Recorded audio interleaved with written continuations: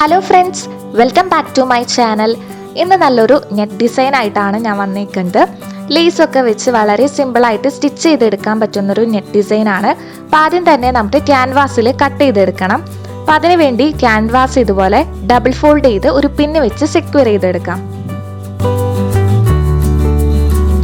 അതിനുശേഷം ടോപ്പ് പാർട്ടിലായിട്ട് ഒരു straight line വരച്ചു കൊടുക്കണം.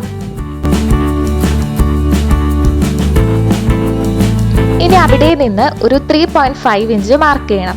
അതാണ് നെറ്റ് വിഡ്ത്ത് എന്ന് പറയുന്നത്. അതിനുശേഷം അതിൻ്റെ താഴോട്ടായിട്ട് ഒരു 4 ഇഞ്ച് മാർക്ക് ചെയ്യണം. അതാണ് ഇവിടെ നെറ്റ് ലെങ്ത് എന്ന് പറയുന്നത്.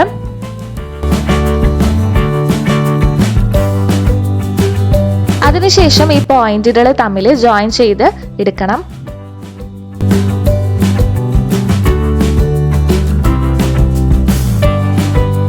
ജോയിൻ ചെയ്ത ശേഷം ആ കോർണർ പാർട്ടിൽ നിന്ന് ഒരു 1.3 ഇഞ്ച് മാർക്ക് ചെയ്ത് അതൊരു കർവായിട്ട് വരച്ചു കൊടുക്കണം.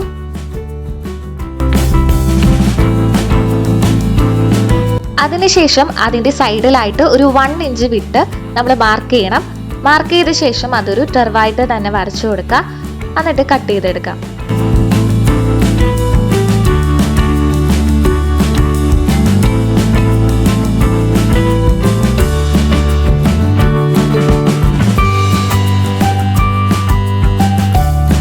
അടുത്തതായിട്ട് നെറ്റ് ഡിസൈനിന്റെ താഴെയുള്ള പാർട്ടാണ് കട്ട് ചെയ്തെടുക്കേണ്ടത്.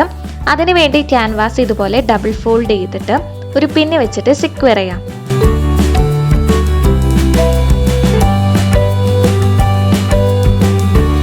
ടോപ്പിലായിട്ട് ഒരു സ്ട്രെയിറ്റ് ലൈൻ വരച്ചു കൊടുക്കാം. അവിടെ നിന്ന് ഒരു 1/2 ഇഞ്ച് മാർക്ക് ചെയ്യാം. അതുപോലെ താഴോട്ടായിട്ട് ഒരു 2.5 ഇഞ്ച് മാർക്ക് ചെയ്ത് അതൊരു വി ഷേപ്പിലായിട്ട് ജോയിൻ ചെയ്തെടുക്കണം. അതിനുശേഷം അതിൻ്റെ താഴോട്ടായിട്ട് ഒരു 8 ഇഞ്ച് മാർക്ക് ചെയ്യണം.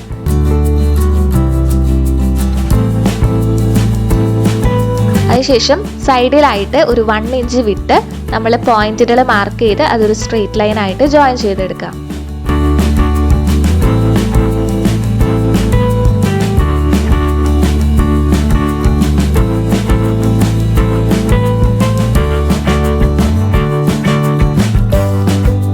ജോയിൻ ചെയ്ത ശേഷം നമുക്കത് കട്ട് ചെയ്തെടുക്കാം.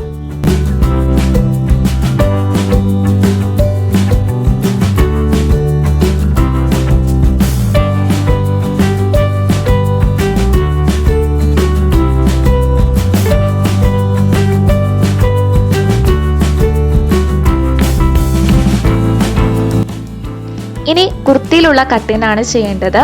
അതിനുവേണ്ടി കുർത്തിയുടെ ഫ്രണ്ട് പാർട്ട് ഇതുപോലെ ഡബിൾ ഫോൾഡ് ചെയ്ത് വെക്കാം. അതിനുശേഷം ടോപ്പിലായിട്ട് നമുക്ക് നെറ്റ് വിഡ്ത്ത് മാർക്ക് ചെയ്യണം. ഇവിടെ 3.5 ഇഞ്ചാണ് വരുന്നത്, അത് മാർക്ക് ചെയ്യാം. അതിൻ്റെ താഴെ നെക്കിൻ്റെ ലെങ്ത് മാർക്ക് ചെയ്യാം. 4 ഇഞ്ചാണ് വരുന്നത്. ഇനി ടോപ്പിലായിട്ട് ഷോൾഡർ ജോയിൻ ചെയ്യാൻ വേണ്ടി ഒരു 1/2 ഇഞ്ച് മാർക്ക് ചെയ്യാം. അതുപോലെ തന്നെ താഴെ ഒരു 1/2 ഇഞ്ച് വിട്ടിട്ട് വേണം മാർക്ക് ചെയ്യാൻ.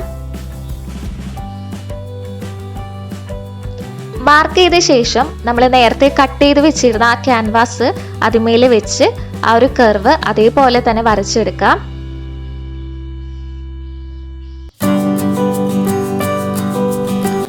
അതിൻ്റെ ഇപ്പുറത്തായിട്ട് ഒരു 1/2 ഇഞ്ച് വിട്ട് അതേ കർവ് തന്നെ വീണ്ടും വരച്ചെടുക്കുക. വരച്ചെടുത്ത ശേഷം നമുക്കത് കട്ട് ചെയ്തെടുക്കാം.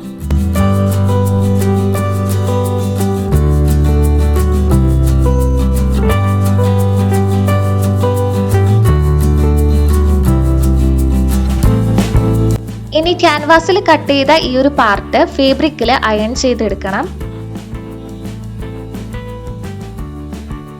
അയൺ ചെയ്ത ശേഷം അതിൽ ചെറിയ ചെറിയ കട്ടുകൾ കൊടുത്ത് അതിൻ്റെ സൈഡിലുള്ള ഫാബ്രിക് ഗ്ലൂ ചെയ്ത് ഇതുപോലെ ഫോൾഡ് ചെയ്തെടുക്കുക. ഇതുപോലെ ഫോൾഡ് ചെയ്തെടുത്ത ശേഷം അതിൻ്റെ സെന്ററിലായിട്ടൊരു ചെറിയ കട്ട് കൊടുക്കുക.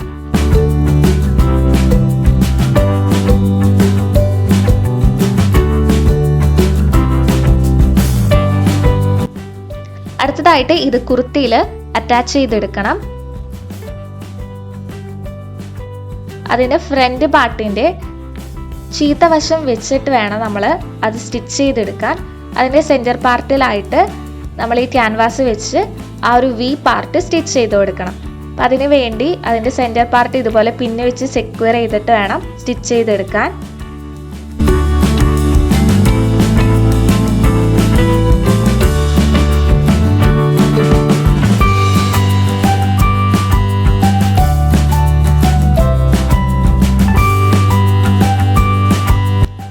സ്റ്റിച്ച് ചെയ്തെടുത്ത ശേഷം അതിൻ്റെ സെൻറ്ററിലായിട്ട് ഇതുപോലെ കട്ട് ചെയ്തെടുക്കണം.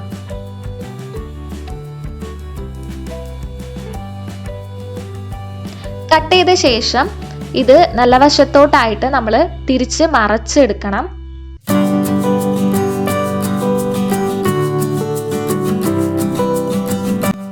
മറച്ചെടുത്ത ശേഷം ഇനി അതിൻ്റെ സൈഡിലായിട്ട് ലേസ് വെച്ച് സ്റ്റിച്ച് ചെയ്തെടുക്കാം.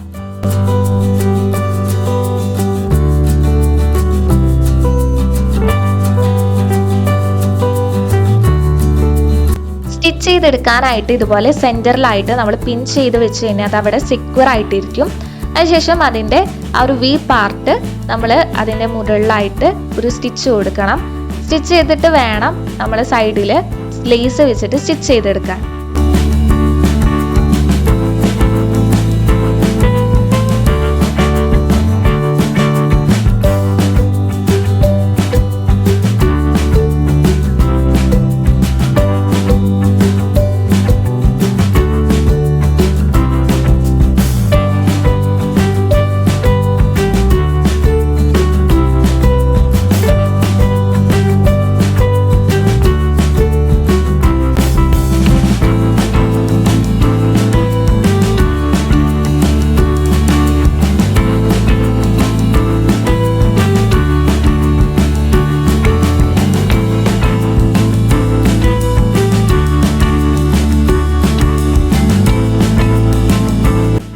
അപ്പോൾ ലേസ് വെച്ച് ഇവിടെ സ്റ്റിച്ച് ചെയ്തെടുത്തു. ഇനി അടുത്തത് ടോപ്പിലുള്ള റൗണ്ട് പാർട്ട് സ്റ്റിച്ച് ചെയ്തെടുക്കണം. അതിനു വേണ്ടി ക്യാൻവാസ് ഓൾറെഡി കട്ട് ചെയ്ത് വെച്ച ക്യാൻവാസ് ഫാബ്രിക്കിൽ അയൺ ചെയ്തെടുക്കണം. അപ്പോൾ ടോപ്പിൽ ഒരു 1/2 ഇഞ്ച് വിട്ടിട്ട് വേണം അയൺ ചെയ്തെടുക്കാൻ. അത് ഷോൾഡർ ജോയിൻ ചെയ്തെടുക്കാൻ വേണ്ടിയിട്ടാണ്. അതിനുശേഷം അത് കട്ട് ചെയ്തെടുക്കാം.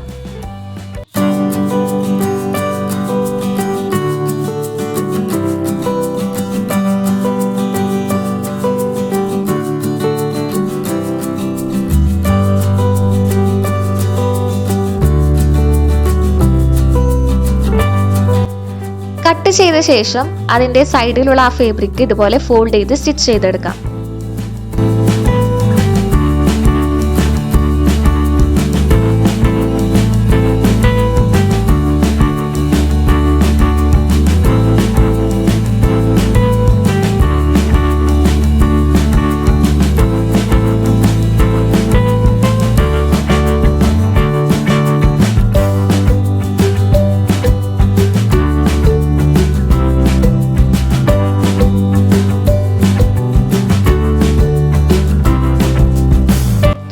ഇവിടെ സ്റ്റിച്ച് ചെയ്തെടുത്തു.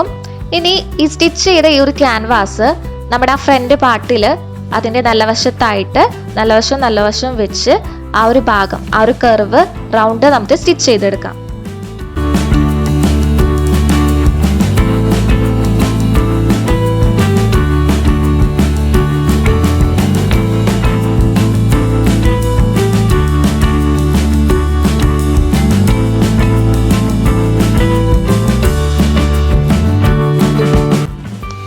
അപ്പോൾ ഇവിടെ സ്റ്റിച്ച് ചെയ്തെടുത്തു.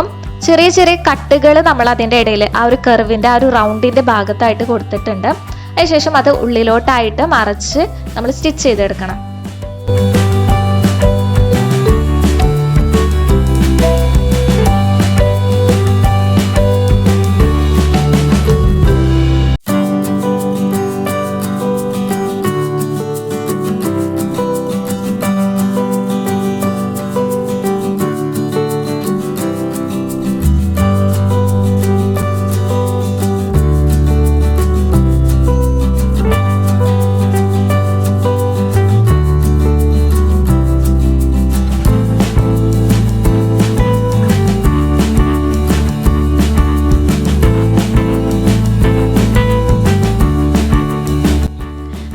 അപ്പോൾ നെക്കിൻ്റെ സ്റ്റിച്ചിങ് പാർട്ട് ഫുൾ കഴിഞ്ഞു. ഇനി അടുത്തത് പറയുന്നത് നമ്മൾ 3 ബട്ടണുകൾ അവിടെ തുന്നി പിടിപ്പിച്ച് കൊടുക്കുകയാണ്. അതിൻ്റെ സെൻറ്റർ പാർട്ടിലായിട്ട്